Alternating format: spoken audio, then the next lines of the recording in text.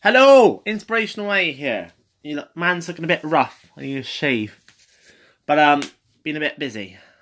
Tell you more about that in a minute. But, before I crack on with this video, I want to apologise I didn't upload this yesterday because this is going to be the NXT review. It was literally the case of, not gonna lie, I forgot. And I was dealing with Jake, my little bro. Because he's being a right pain in the ass and not listening and all sorts of misbehaving, getting to the attitude stage where he's giving attitudes and stuff. So, you know, I had to deal with him yesterday, and because I was dealing with him, it completely slipped my mind that I promised this would be uploaded yesterday. So it doesn't matter, it just means you get 2 reviews today, and I'll upload both today. So this, obviously, the NXT one as promised. So let's start with the first thing, which can't really call a match. It was basically, KS Ono comes out, Matt Riddle comes out and says, you know, KS Ono, you've been calling me out, I'm right here, come and fight me, hits him with a knee, finish the match. Am I surprised Matt Riddle got the win, even though it wasn't really a match, it was just a one move hit? No, because if you watch NXT, and don't get me wrong, I love NXT, I think NXT is by far out of Raw, SmackDown and NXT, it's the A show, not Raw, which I'll talk more about that on this Survivor Series, NXT. But you always have the new fresh crop come in and win. Which kind of, you know, got off Karasona, sorry if I'm butchering his name, because we all know he's an amazing talent. He can put on really good matches if he was given the chance. But the problem with Karasona is he's not really given the chance. But I do like how he went about it, because it kind of sets up for a rematch now. You know, Karazona's got his point of, you beat me by a surprise knee attack. Matt Riddle's kind of got the, you know, I beat you, let's go again, I ain't worried kind of vibe. So it was a good setup for hopefully what will be a nice feud for the two, and hopefully a good match at the next takeover. The NXT Women's Championship match. Shayna Baszler defeated Kairi Sane. Let's start off by, why is my camera going out of focus? For God's sake, 2 seconds, people. Don't know why my camera's doing that. Let's talk about who I thought would win. I thought Shayna Baszler would win for 2 reasons. One, she's now got her MMA buddies with her, Jessica Dukeman and the other one. So, Maria Schaefer. So, factoring that, they was obviously going to get involved in the match, and you know, it's a new faction, a new group, they're not going to lose. And 2, she's only just got the belt back. Now, I know she's won the belt before, but she's like one of the first NXT women's to hold it twice. Don't get me wrong, I think Kairi Sane will be champion again at some point, but I think for now, Shayna Baszler is going to be champion. And don't get me wrong, I don't have a problem with that. I think Shayna Baszler is really good, to be fair. Kairi Sane's really good. But I just don't think it's Kairi Sane's time. I think when Shayna Baszler moves up, maybe she'll get her time and she'll start feuding with Lacey Evans and whatnot. You got a lot of good talent in the NXT roster, women's and men's. But that actual match itself was a little short for me. I would have liked the match to go a little longer. But for what it was a very good match, you know. You obviously had Shayna Baszler getting the first win, and then Kairi Sane, which then obviously set up the third.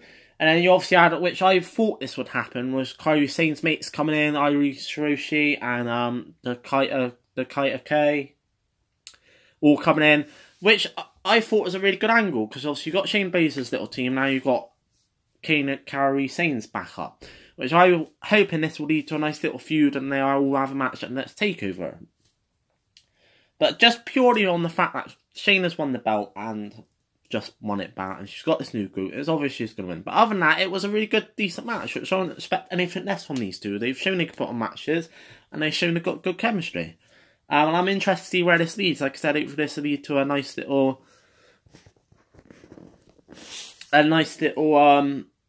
takeover match between all 6 of them.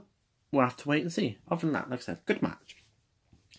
Aleister Black versus Johnny Gargano.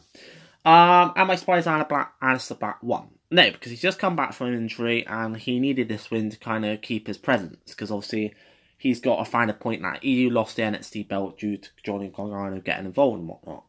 Johnny Gargano took him out, you know, doing the whole I'm the good guy thing.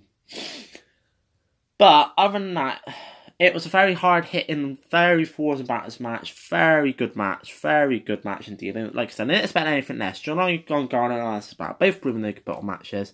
It was obvious Alistair Black was going to win. But, like I said, it was a really good match. Hard-hitting. Loved it. On to possibly what could have stolen the match of the night. Tommaso Ciampa versus Valentine Dream.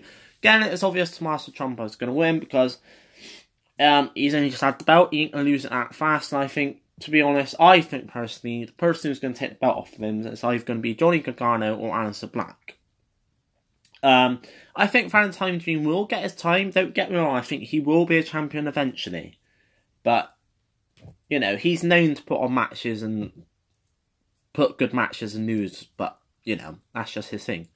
Other than that, it was a very, very good backwards and forwards match. I loved how they incorporated the steel in the middle of the two rings connected. And Tommaso used that as it's to finish him off. I love how Valentine Dream did a bit of the Hulkster and got that in there and done it almost that. It was just another wicked match, and it could have been match of the night. Like I said, very, very good standard again. Very good match. Didn't expect anything less from these two. They've both proven they could put on matches. NXT champion Ricochet for UK champion and the War Raiders versus Undisputed Era.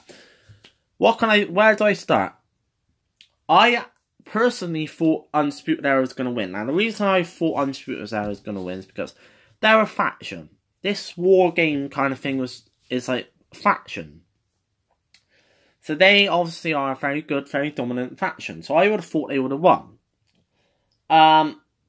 To be honest, I'm surprised Ricochet and Pete Dunne on that lot won. I don't think Pete Dunne and Ricochet and War Raiders needed to win, to be honest, because let's face it, Pete Dunne's UK Championship. They need to focus on that and start getting him competitors.